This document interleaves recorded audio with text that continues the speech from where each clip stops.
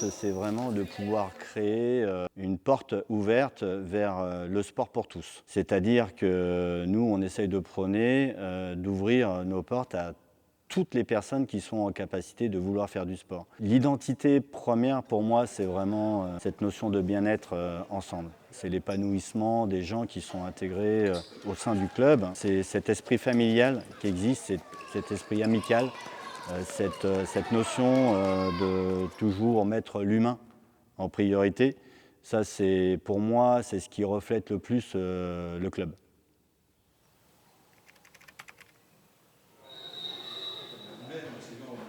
Donc le but de la réunion, c'est commencer par le planning. Présenter le planning qui a été remodelé.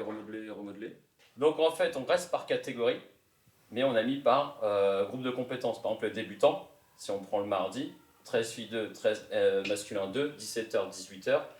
Et les plus compétents, 13 filles 1, 13 M1, 17h30, 18h45.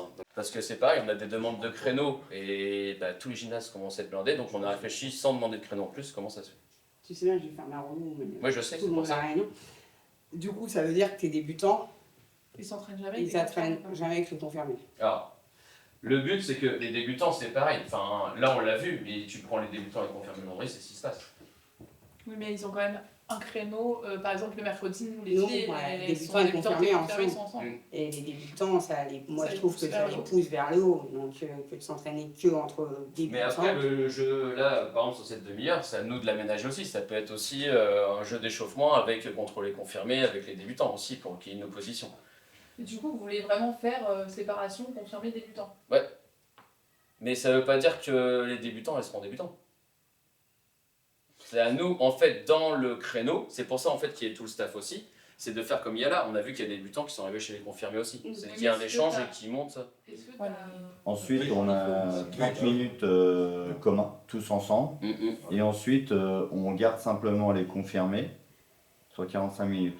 Ce qui peut dire aussi que, par exemple, les débutants peuvent continuer sur les 45 minutes. Peut-être, est-ce que c'est trop long? Ça fait 1h45 en tout. Il faut faire un minimum. Tu peux pas leur faire attaquer direct un match sur des filles qui seront déjà échauffées depuis 30 minutes et des confirmés, ok, qui arrivent confirmés. Mais il faut quand même qu'elles s'échauffent un minimum avant de commencer à une attaque défensive. En fait, là, tu vas avoir, je sais pas, 10 minutes d'échauffement peut-être. Oui. Après, c'est plutôt du spécifique. Non. Merde, je croyais qu'il me disait non à moi, j'ai commencé à janvier, monter des gamins plus débutants en confirmé aussi. Et c'est l'objectif en fait. Et c'est même qu'à un moment on se dise peut-être qu'il n'y a plus qu'un groupe, il n'y a plus de débutants, plus de confirmés, enfin tout le monde est monté en compétences. Là la réflexion qu'on a eue aussi c'est que les confirmés en fait, on avait l'impression de les freiner dans leurs compétences par rapport au rapport de force qu'il pouvait y avoir des fois. Tu peux te permettre de faire plein d'équipes parce que c'est machin, c'est truc, c'est nickel. Tu arrives en 17, tu as des études, tu restes 12 filles, tu fais une équipe de filles, tu as 6 qui peuvent jouer en région, 6 qui peuvent pas jouer en région, tu fais quoi? Tu fais pas 6 de région parce que les 6 autres peuvent pas, ou tu fais une région parce que tu as 6 qui peuvent le faire?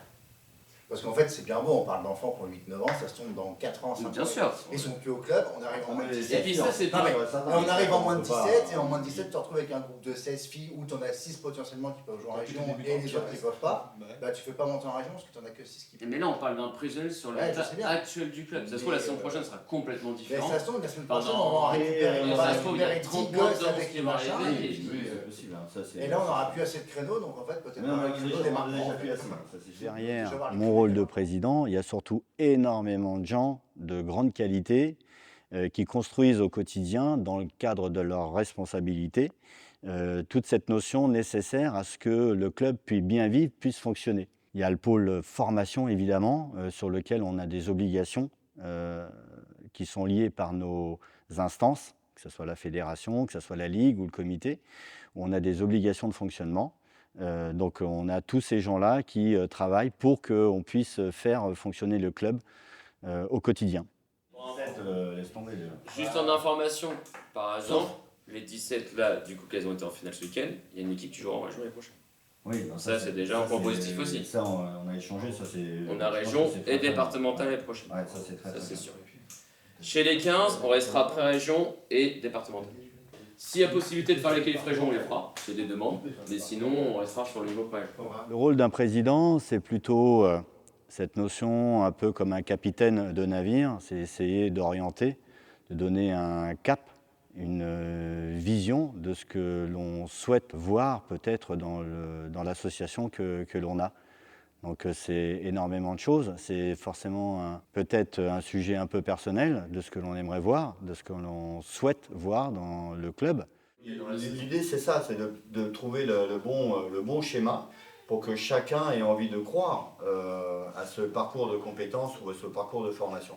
Si vous n'y croyez pas, stop, on arrête, parce que vous ne passerez pas, je vous entends, vous ne passerez pas le bon message. Il n'y a pas de gravité à ça. Moi je vous écoute et moi j'ai compris que vous préfériez plutôt de garder des groupes avec la cohésion habituelle pour qu'ils puissent s'épanouir ensemble. Je pense que Johan et Pigeot ont travaillé de façon intéressante pour que les enfants puissent s'épanouir dans leur progression et leur offrir la possibilité de le faire.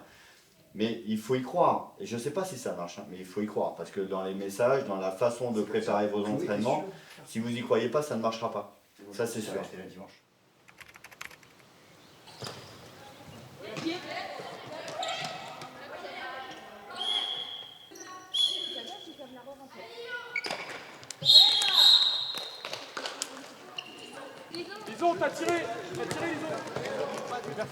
C'est-à-dire qu'on essaye de recevoir un maximum de profils. On peut être à la fois compétiteur, avoir un profil athlétique et s'orienter dans cette direction. On peut ne pas avoir justement cette notion, avoir quelques difficultés ou tout simplement arriver dans le handball assez tardivement. Donc on a forcément un retard qui est pris. Notre orientation, c'est de pouvoir trouver des solutions à chacun d'entre eux.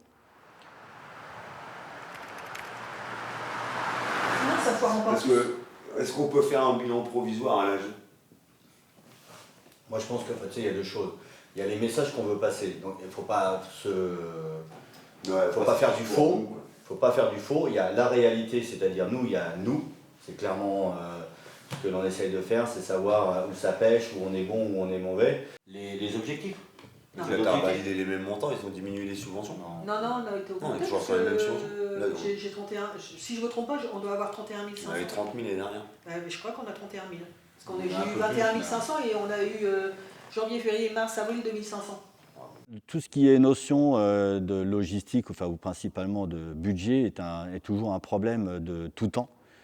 C'est un travail qui est fait par la plupart de notre club parce que en fait, c'est le nerf de la guerre. On se bat par rapport à ça, aussi par rapport à ce que l'on souhaite mettre en place. Et ça fait partie aussi des défis de demain parce que le fait de rentrer dans des dimensions de compétition supérieure emmène forcément ce sujet financier qui est différent. Ça peut nous polluer, puisqu'on n'a pas l'habitude de travailler avec ce support-là. Mais oui, on est en permanence. Les licenciés grandissent en quantité, mais le côté finance est obligé de grandir avec lui. Et chez les filles Les filles, c'est compliqué. On est bien... Je ne veux pas trop en parler. Je pense qu'on est bien parti, mais c'est sur des anciennes. Est-ce que on peut je pas suis sur deux filles qui potentiellement, ça fait déjà 3 échanges et... Là, il y a des retours quand même. Et c'est elles qui nous ont rappelé. On n'est pas outillés pour pouvoir travailler dans ce sens-là. On fait pas envie. Alors que je reviens pas sur le fait de pourquoi on fait pas envie. On sait très bien pourquoi on fait pas envie. C'est malheureux, mais c'est comme ça. Et donc c'est archi compliqué de faire venir. Et c'est aussi le niveau. C'est aussi à un moment donné. On arrive à un niveau où on sait qu'on fait tout pour que les jeunes arrivent à ce niveau-là. Et je pense qu'on on a fait ce qu'il fallait, on a travaillé, on aura des années bonnes, des années moins bonnes, mais sur l'ensemble, c'est sûr qu'on gagnera. Moi, j'essaie de voir le RCB dans 8 ans, j'ai aucun souci.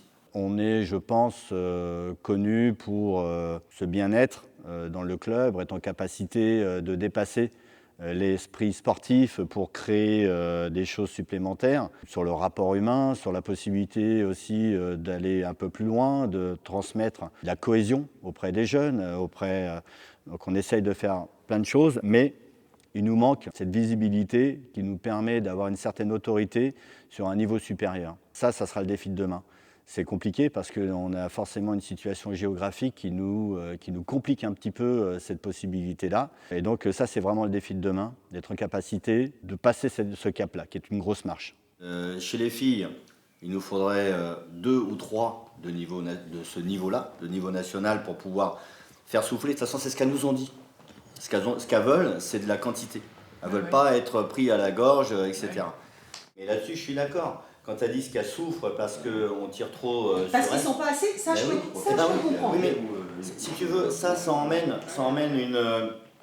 mais justement, ils devraient être plus solidaires. Mais non, mais justement, c'est qu'à un moment donné, elles sont fatiguées. Et quand tu es fatigué, ça arrive à tout le monde. Quand tu es fatigué, et ben des fois, tu fais des choses qui, normalement, sortent du contexte. C'est comme ça.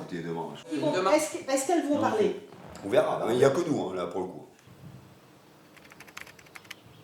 On est sur des sujets d'amélioration. On travaille d'arrache-pied avec Jo, pas qu'avec Jo d'ailleurs, mais d'arrache-pied pour essayer de construire notre avenir au vu de ce qui avait été discuté la dernière fois. Oui, vous avez une saison qui a été très compliquée. On est entre nous. On est les premiers peinés, hein, c'est ce qu'on vous a dit, évidemment. Quand on pense qu'en début de saison, on se dit, à un moment donné, on s'est dit, est-ce qu'il ne faut pas construire une troisième équipe? Et quand on arrive à ça, non, mais c'est la preuve que nous aussi, on manque de recul, on manque de sujets. Et même là, j'ai envie de dire, je vois quand même encore beaucoup de filles. Donc des fois, je me dis, comment ça se fait qu'on a des fois eu autant de problèmes? Mais c'est la réalité de notre sport, c'est la réalité de notre club, c'est comme ça. Et ça, vous savez, ça fait, je sais pas, je crois que chaque année, on travaille sur le recrutement. On en a encore parlé hier, je crois qu'on en parle tous les jours avec Jo.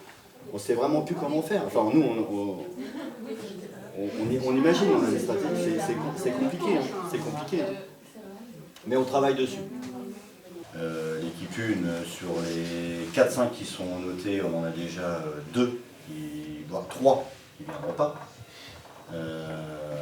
Dossier complexe, donc il y a une complexité dans ce sujet.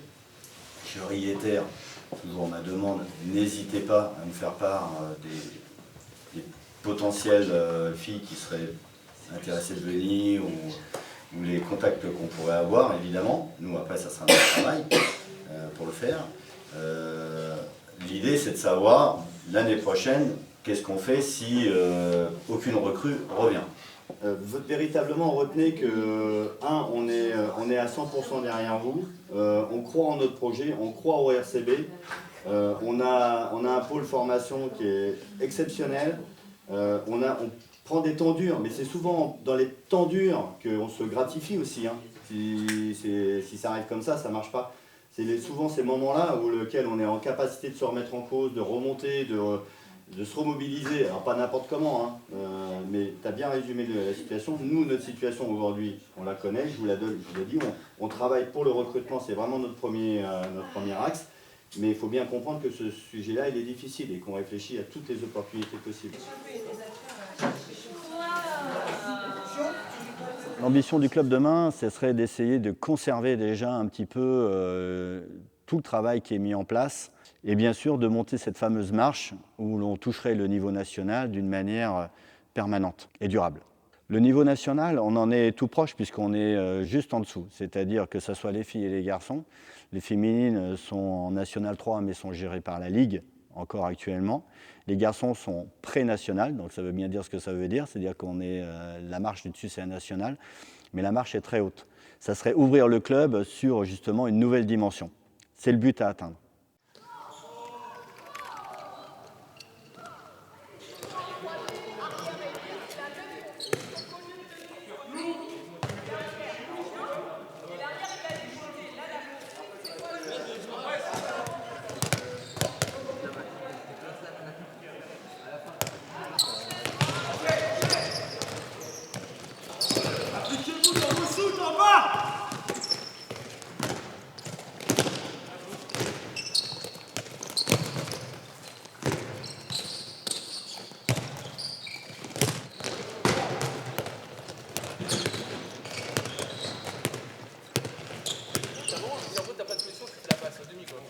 Oui, mais la passe au demi. Jota. Loin, prends du champ, ne sois pas trop près de la défense. Toi, un contre un, il doit pas être dans ses bras. C'est lui qui doit venir.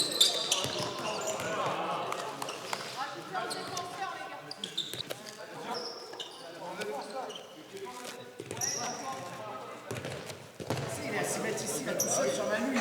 Manu, il va là-bas, il va tirer là-bas.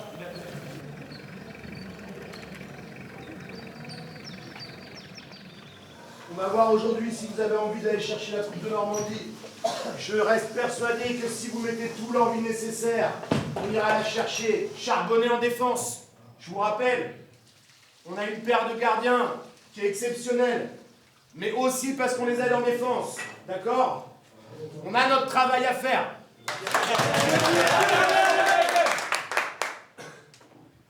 Une heure de match.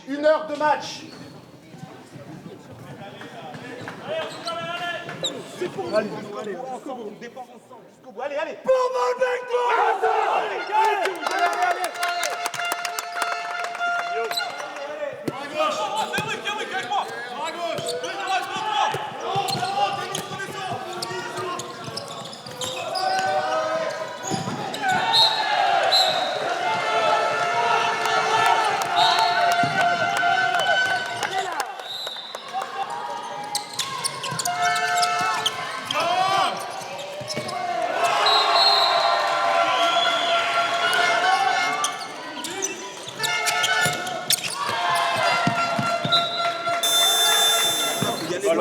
Soyez percutant sur les 1 contre 1, libérez votre ballon, courez vers le but. Il faut courir vers le but.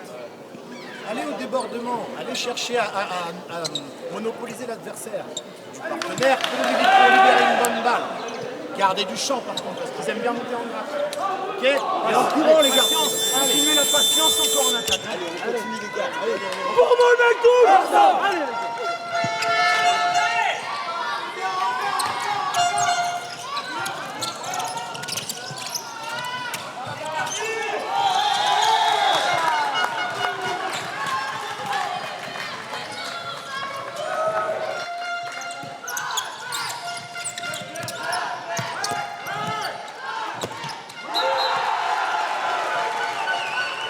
À être mobile en défense parce qu'ils vont nous faire bouger.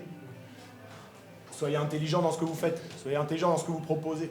Quand l'arrière droit il fait des 1 contre 1 intérieur où il a le bras là, Théo c'est super ce que tu fais, la petite montée où par contre derrière il faut être attentif sur pivot. Continuez. Soyez, on va peut-être mettre un peu plus de jus en attaque. Mettez de la course, plus de course. Là on est trop passif, on est vachement trop passif. Continuez à mettre des doubles croix secteur central, par contre avec de la continuité. Il va encore 25 minutes, les gars. On lâche rien, c'est dans la tête que ça va se jouer. C'est dans la tête. C'est les petits instants où vous n'êtes pas concentrés qui vont nous faire perdre des petits trucs, des petits ballons, des petits temps, des petits duels. Si vous êtes concentrés dans vos têtes, vous l'aurez. Allez les garçons, 25 minutes.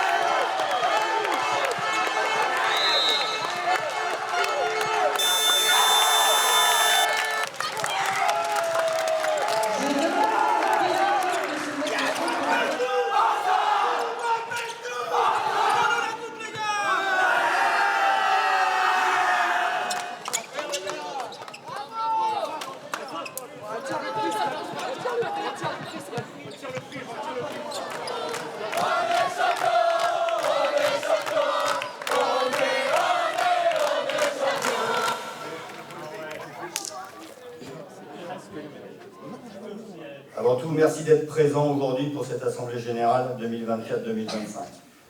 Je suis très heureux de vous retrouver pour faire le point sur cette belle année que nous venons de vivre ensemble.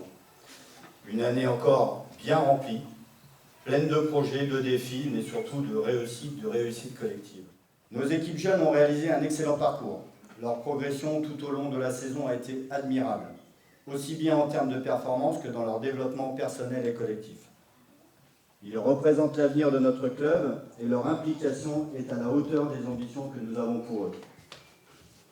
Autre grande satisfaction cette saison, notre capacité à lier le sport au projet humain. On veut que nos jeunes vivent plus que des matchs, des moments de vie forts, des souvenirs, des liens solides, et ça fonctionne.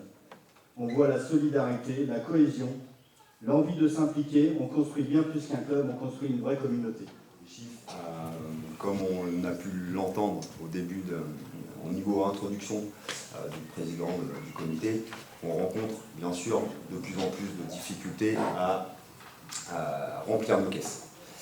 Que ce soit au niveau subvention, que ce soit au niveau recherche de sponsors, c'est des points qui sont vraiment à mettre en avant. C'est des pôles qui, toute l'année, travaillent énormément pour des résultats qui sont des fois très difficiles à valider.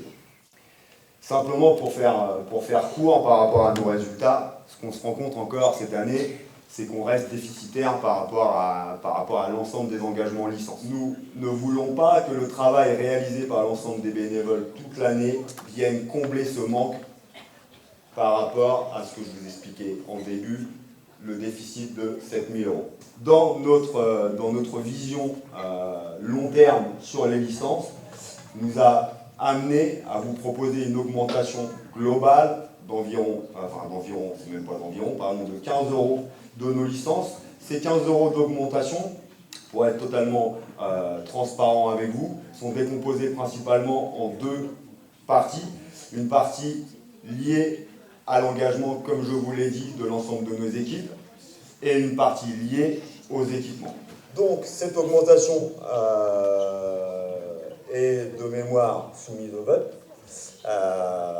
Nous avons souhaité vous présenter donc la présentation du maillot, les différentes augmentations, l'explication liée à tout ça. Nous souhaitons savoir s'il y a des gens qui sont contre.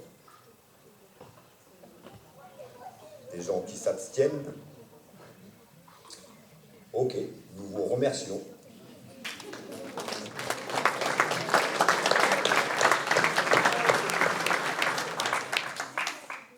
Tout ça, évidemment, ne serait pas possible sans tout ce qui se passe en coulisses.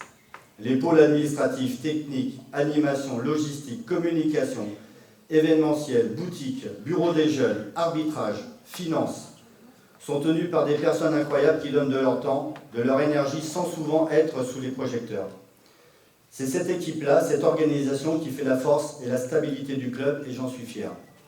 Avant de conclure, je ne veux pas oublier de remercier du fond du cœur mes compagnons de route, bien sûr les membres du bureau qui bossent dur toute l'année, nos partenaires qui nous font confiance et nous soutiennent, et bien sûr vous tous, bénévoles, joueurs, joueuses, familles, supporters, parce que sans vous, rien ne serait possible.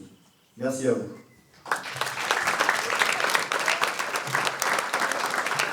Et aujourd'hui, oui, j'ai cette fierté de voir où on est plus qu'à mi-chemin de ce que l'on souhaite faire. Aujourd'hui, on a dépassé ce que j'attendais.